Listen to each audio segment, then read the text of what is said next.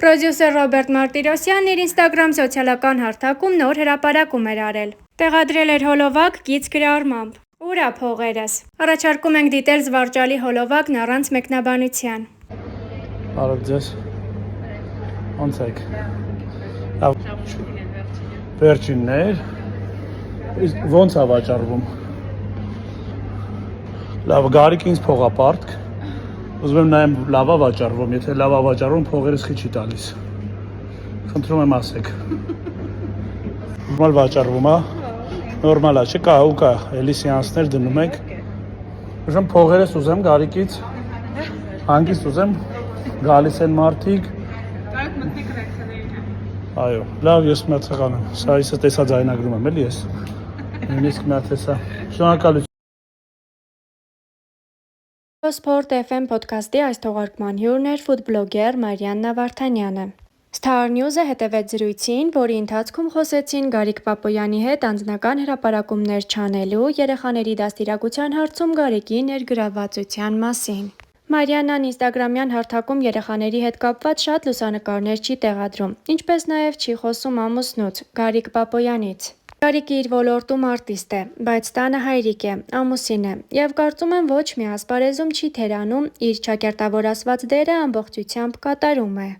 Շատ եմ կարևորում այն, որ Գարիկը այդ զբաղվածության մեջ կարողանում է երեխաների դաստիարակության մեջ առանցքային այնպիսի նուրբ կետերի վրա ուշադիր լինել, որ ես որպես մայրիկ նայում եմ կողքից ու զարմանում։ Ես անկեղծ չեմ ունեցել դժվարության զգացողություն։ Մեր մոտ ուղեղի դրվածք կա, որ շատ համապատասխանում է իրար։ Տարիների ընթացքում մենք իրար վրա ազդեցություն ունենալով, իրար ինչ-որ բնավորություն փոփոխելով, ոչ թե նպատակաուղղված, այլ այդպես ստացվել է։ Մենք մաքսիմալ չենք զգացել, որ ինչ-որ մի բան են չի գնում, որովհետև նա արտիստ է, որովհետև ես ուրիշ մարդ եմ։ Ես ամուսնացել եմ, երբ ուսանող էի։ Կարող է իրեն հարցնեք, հեշտ էր ուսանողի հետ, որովհետև գիշեր-ցերեկ պարապում էի քննություններով եւ այլն։ Դա նույնպես իրենից դժվարություն է ներկայացնում, բայց ես 1 տարի, երբ դեռ բալիկ չունեինք, իր գործունեության բոլոր կետերում, բոլոր պահերին կողքին էի։ Ինձ շատ հաճելի էր այդ փուլում։ Հետո երբ բալիկ ունեցա, երեխայի խնամքով էի զբաղվում եւ չէի կարողանում ավելի շատ լինել։ Երևի այդ փուլում է եղել բարդությունը, որովհետև ինքը պետք է շարունակեր իր աշխատանքը, իր գործունեությունը եւ ես, որ մինչեւ ֆուդբլոգինգն էլ ակտիվ եմ եղել։ Կանայք, ովքեր կնայեն, երևի իրենց այդ փուլը կհիշեն, որ շատ բարդ է ամուսնու նկատմամբ ատելությամբ չլցվելը, երբ որ իր կյանքը շարունակվում է, իսկ դու պիտի նվիրվես գոնե առաջին 6 ամիսն ամբողջությամբ բալիկին։ Դու ունես պարտավորություններ, որոնցից չես կարող, ասենք 2 օր փախչել ու երրորդ օրը հետ գալ։ Ես ունեցել եմ այդ զգացողությունն այդ փուլում, բայց կարողացել եմ էմոցիաների շատ տեղ չտալ։ Ես փոքր էի, 21 տարեկան եւ դժվար էր ու աշխատում էի իմ բանականությունը չկորցնել։ Հետո ինչ-որ պահի ամեն ինչ էլի ընկնում է իր տեղը։ Նշենք, որ Մարիաննան ակտիվ է իր ինստագրամյան էջում։ Առաջարկում ենք դիտել հոլովակներ առանց մեկնաբանության։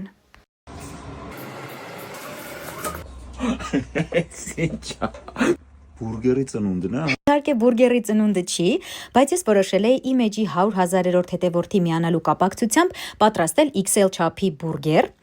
բայց ես չեմ թերագնահատում իմ 83,600 հետևորդներին, այնպես որ ձեր պատվին սիրելի հետևորդներ պատրաստում ենք ֆալաֆելով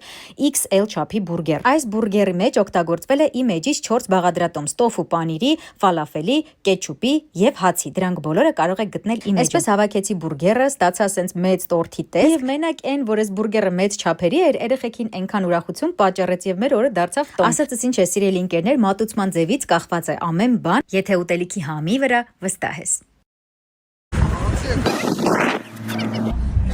Արծես։ Յանալի այստեղ ամեն ինչ։ Հեսա իմն է կլինի։ Մի սպացեք մի փոքր ամպերեք։ Մարիաննա ջան։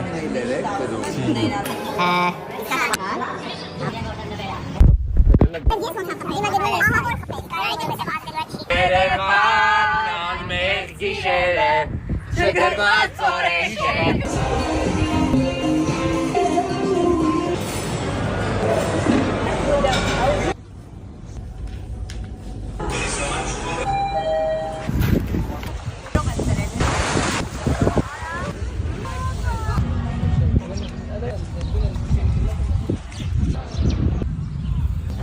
Մայիսի ծնունդը շնորհավոր մարդ, ով ամեն իր տեսածը մտքում անում է color correction։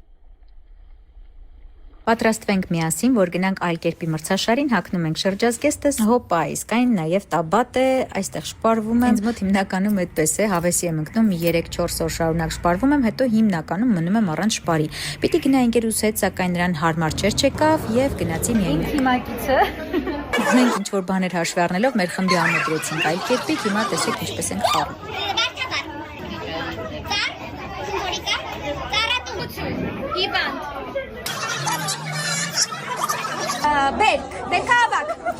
Վայ անկեղծ կասեմ, շատ եմ սիրում այլ կերպ խաղալ ու նաև մնջախաղ ու սենց նկարելով բաներ, իսկ ես ստացա լավագույն մրցանակն։ Ողջույն սիրելի ընկերներ, ամառվանից ես ուզում եի սկսել իմ հյութերի շաբաթը եւ այսօր իմ հյութի քամման մեթոդով կբացենք այդ թեմատիկան իմ բլոգում։ Անցած տարվանից ես հյութաքամիչի փնտրտուքների մեջ էի, իմ ընտրությունը կանգ առավ շնեկային հյութաքամիչի վրա, որովհետեւ այն ունի մի շարք առավելություններ։ Բարձր հյութատվություն։ Շնեկային հյութաքամիչները ավելի արդյունավետ են ստանում մաքսիմալ հյութ մրգերից եւ բանջարեղենից։ Երկրորդը հյութի որակի պահպանում։ Քանի որ շնեկային տեխնիկայով աշխատող հյութաքամիչները շատ դանդաղ են պտտվում, այդ ընթացքում չի հասցնում սարքը տաքանալ եւ մեր մրգերը եւ բանջարեղենը մաքսիմալ պահպանում են իրենց վիտամինները եւ սննդարար նյութերը։ Լուր աշխատանք, նախ շատ դանդաղ է աշխատում սարքը եւ համեմատած շատ անաղմուկ։ Շնեկային համակարգով աշխատող հյութաքամիչները շատ տարբեր գնային սեգմենտի են, այնպես որ կարող եք առնել ձեզ հարմար տարբերակ։ Կարող եք տեսնել, որ հյութը չի առանձնանում, ես նախկինում երբ որ հյութ էի քամում, մի անգամից շերտ ազատվում էր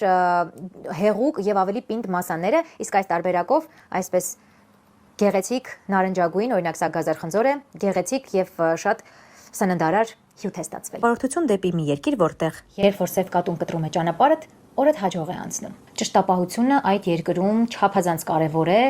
Այդտեղ ես մի քիչ պետք է ուշադիր լինեմ ամեն դեպքում։ Փողոցներում աղբաման չկա, հետևաբար էլ փողոցներում աղբ չկա։ Աղբը քեզ հետ պիտի այնքան շրջես, մինչև հասնես տուն։ Բարձրաձայն խոսելը հասարակական վայրերում կամ քայլելով ինչ-որ բան ուտելը համարվում է անշնորհքություն։ Հերթ շրջանցել չի կարելի։ Հայո Միազակի շեդևրները, իմ մանկության սիրելի մուլտֆիլմը Տատիկ Յուբաբան, Տիխիրոն, այս բոլոր փաստերը մի երկրի մասին էին, որը վստահ եմ գուշակում եք։ Կոմենտներում գրեք այս երկրի մասին էլ ավելի հետաքրքիր փաստեր։ Մեծամասնությանը տանջում է այն հարցը, թե որ ձիթայուղն է կարելի տապակել, որը կարելի է միայն հում վիճակում օգտագործել։ Այսօր ես ձեզ ցույց կտամ իմ ձիթայուղերի կոլեկցիան։ Համաձայն մի շարք հետազոտությունների ամենաօգտակար ձեթերը համարվում են հում սառը ճզման ձեթերը։ Ես ինձ մոտ ունեմ ձիթապտղի ձեթ, առաջնային զտման, ինչպես նաև ունեմ կտավատի ձեթեր։ Արտերի այս ձիթայուղերի ծագման վրա ընդհանրապես կասկած չունեմ, քանի որ ինքս տեսել եմ որտեղ են աճեցվում։ Սրանք սուպերմարկետներում չեք գտնի, պատվիրում եք եւ ամեն ուրբաթ կատարում են առաքում։ Նաեւ հաճախ օգտագործում եմ հնդկական ըմպույզի ձեթ, որ այս պահին վերջացել է։ Դրանք չեն անցնում քիմիական եւ ջերմային մշակման փուլեր։ Այս ձեթերը համեմատաբար ավելի քիչ պահպանման ժամկետ ունեն եւ նախատեսված են սառը ուտեստների եւ աղցանների համար։ Սրանք չի կարելի տաքացնել։ Պատրաստելու եւ տապակելու համար ես օգտագործում եմ ձիթապտղի Pomace Oil, որը ստացվում է սա պատրաստելու արդյունքում ձիթապտղի մնացորդների